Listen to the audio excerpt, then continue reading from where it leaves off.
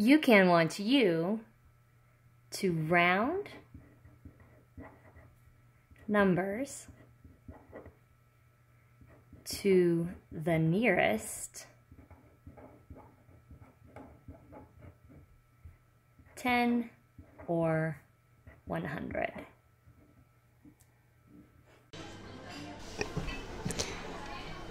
What does it mean to round a number?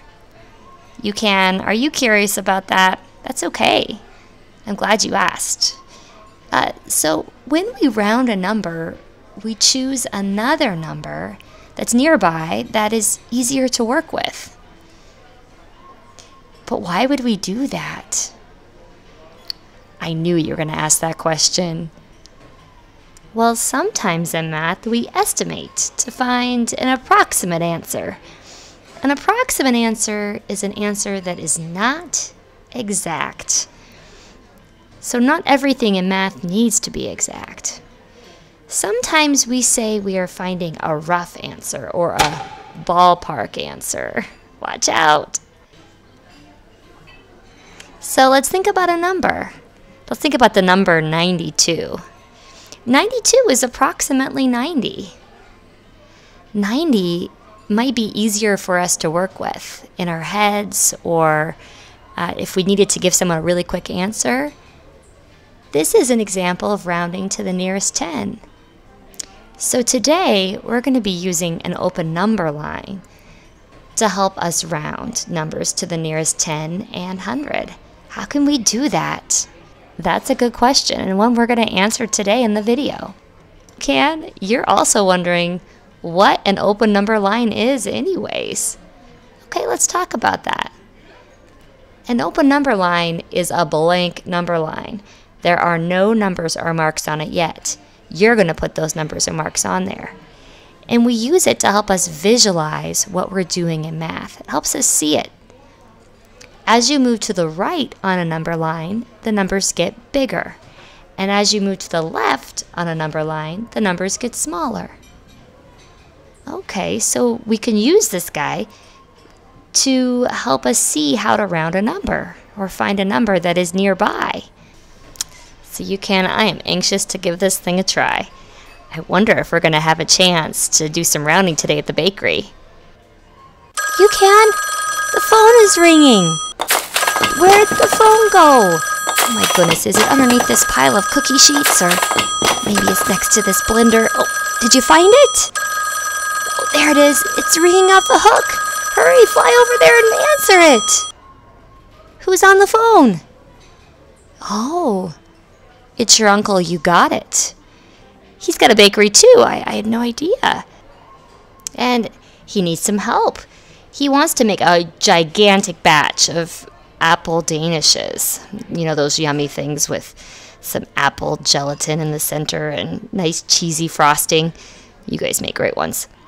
But he needs to know a ballpark estimate of your ingredients. He wants to know about how much cheese you used when you made your big batch and approximately how much sugar. This might be a great time to do some rounding. On this first one, I need to round 92 to the nearest 10. The first thing I'm going to do is look at my number in the tens place. My number in the tens place is a 9, so I have 9 tens. I'm going to write a 90 on one side of my open number line. I know that the next 10 up would be 100, because 100 is 10 more than 90. The next step is to find the number that's exactly halfway between 90 and 100. Exactly halfway between 90 and 100 is 95. The next step is to plot or find the number I'm rounding on my open number line. So I know that 92.5 would be right about there between 90 and 95. So 92 is going to be, I'm just kind of guessing, right about there. It's an estimate. The last part is to ask myself if the number I am rounding to is closer to the 90 or the 100. Looks like 92 is closer to 90. And because of that, you can go ahead and give Uncle You Got It a call. He's going to need about 90 pounds of cheese. This time I'm rounding 25 to the nearest 10. So once again, first thing I need to do is look at my number in the tens place. I can see that my number in the tens place is a 2. So I have 2 tens, or 20. So I'll put a 20 on this side. What's 10 more than 20? That's 30. So I know that I'm going to have to be thinking about if 25 is closer to 20 or if it's closer to 30. The next step is to find the number exactly halfway. The number exactly halfway is 25. Now remember how there was a 5 in the ones place here on the one we just did? The same deal here, right? 5 is exactly halfway. When we're rounding to the nearest 10, there'll be a 5 in your ones place. Okay, the next step is to go ahead and plot or find the number we're rounding on our number line. I can see that the number I'm rounding is the halfway point. Ah, what am I going to do? It's exactly in the middle. Is it closer to 20 or is it closer to 30? I can see you're worried, but don't worry. I have a rhyme for you that is going to help out. The rhyme is 5 and above, give it a shove. 4 and below, let it go. Guess what? Because there's a 5 in the ones place, and because I know it's exactly halfway, I am going to go ahead and round it up. That's what I do every time that the number is exactly in the middle. So better give your Uncle You Got It a call. He's going to need about 30 pounds of sugar. the phone is ringing again. You've got to stop misplacing this phone. Oh, wait. Is it over there? What is it doing in the dishwasher? It's a good thing that thing's not turned on. Better pick it up. Is it your Uncle You Got It again? Of course. He's still working on those apple danishes. They're pretty good. And he's not sure this time. He needs a nice ballpark estimate of how many apples he's going to need and how much flour too. So I wonder what 694 is to the nearest 100. And what about 423? Now we're going to round to the nearest 100. And when we round to the nearest 100, we're dealing with a few more digits here. So we're going to have to think about that. First thing I do when I'm rounding to the nearest 100 is find the number that is in the hundreds place. It is a 6, so there's 600 here. So I know that I'm going to have a 600 on one side, and now I'm going to need to think about 100 more for the other side. 100 more than 600 is 700.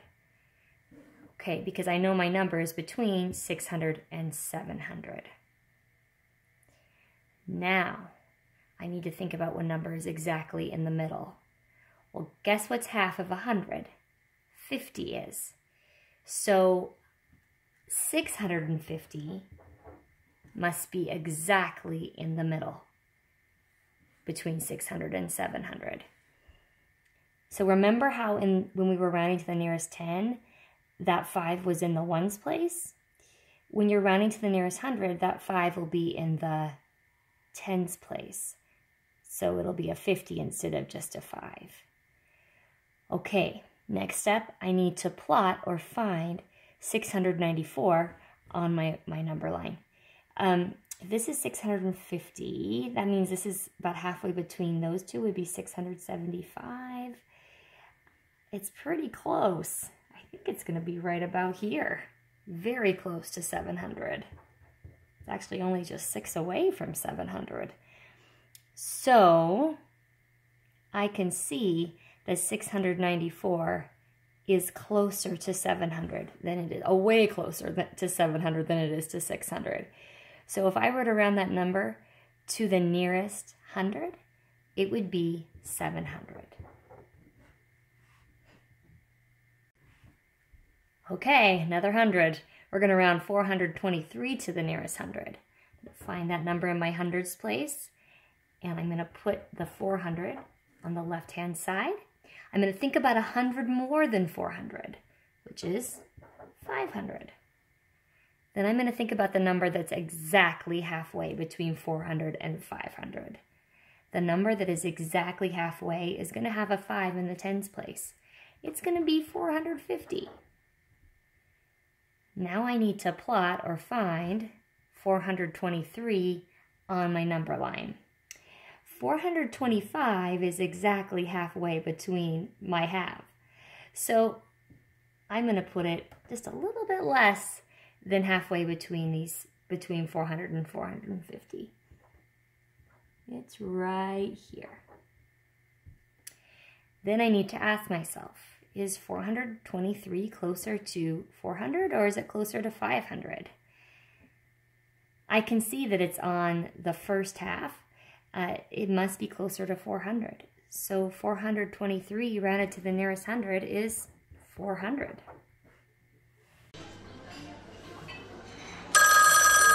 Hey, UCan, the phone's ringing again. UCan? Guys, UCan's not here. You're gonna have to answer it. Hurry up! Find it! Oh, there it is over there. Hurry up, go pick it up! So glad you got it. Who's on the phone? Oh, it's UCan's uncle. You got it again, and apple pie. And this time he needs a rough estimate of some more ingredients. He needs to know about how much cinnamon he needs and an approximate answer of how much sugar he's got to go get. Okay, it's up to you guys. Let's figure this out. So remember, the first thing you need to do is decide which two tens the number you're rounding is between. Then you need to decide what number is exactly in the middle. Then you're going to plot the number that you're rounding on that number line. And last, you're going to ask yourself, which 10 is the number closest to? And hey, if an apple a day keeps the doctor away, I wonder what a math problem a day will do for ya. Better pause the video to find out. It was your turn. How'd you do? Did you find the number in the tens place? Hopefully you did, because you knew you were rounding to the nearest 10. And then you went ahead and put 40 on one side and 10 more than 40, 50 on the other. Then maybe you found the halfway point. You knew there'd be a 5 in your ones place because you were rounding to the nearest 10. Then you plotted 43 on your number line. A little bit more than halfway, but between 40 and 45, 43 would be right about here. Then you'd see that 43 was closer to 40 than it was to 50 because it was in that first half. So you'd know that 43 must be rounded to the nearest 10. It must be 40. Go. Another one to the nearest 10. Perhaps you underlined and figured out that the number in the tens place was an 8, so you knew that one side was going to be 80. And then you thought about 10 more than 80 was 90. Then you thought about what was halfway between 80 and 90. That'd be 85. Then you went ahead and plotted 86 on your number line, right about there. And then you saw that 86 was on the second half. So, and we also know that because it's 5 or above, it's a 6 in the ones place, that it's going to go ahead and push up to the 90. So 86 is closer to 90. I'm going to round it to 90.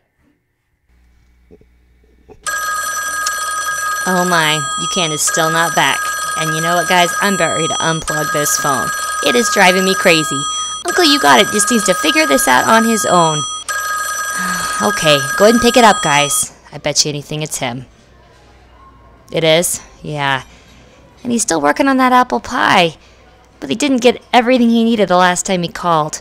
So now we're going to have to do a little more estimating for him. This time, he needs to know roughly how much flour he needs to pick up to make sure he's got enough for all the pies he needs to make. And how many apples roughly does he need? So what is 322 to the nearest hundred? And what about 698? What is it? Okay, don't forget, first you need to decide which two hundreds the number you're rounding to is between. Then decide what number is exactly in the middle. Plot that number on the number line, and then ask yourself which hundred it's closest to. And remember, guys, apples do grow on trees, but math problems don't. So you better pause the video. Now we're rounding to the nearest hundred. So instead of finding the number in the tens place, I'm going to find the number in the hundreds place. It's a 3. So 300 will be on one side. 100 more than 300 is 400. Then I need to think of my number that's exactly halfway between 300 and 400. I know I'm going to have a 5 in my tens place. 350 is exactly halfway between 300 and 400. Then I'll go ahead and plot the number I'm rounding, 322. Well, 325 is about there, right about here. 322 is closer to 300 than it is to 400. So 322 to the nearest hundred must be 300. 698 to the nearest hundred. I've got a 6 in my hundreds place, so 600 will go on this side. 100 more than 600 is 700. Halfway between 600 and 700 be 650. And then I need to go ahead and plot 698 on my line. That is going to be just so close. 698, it's like right there, right next to 700. This one's an easy one. I can totally see that 698 is closer to 700 than 600. So I'm going to go ahead and round that up to 700.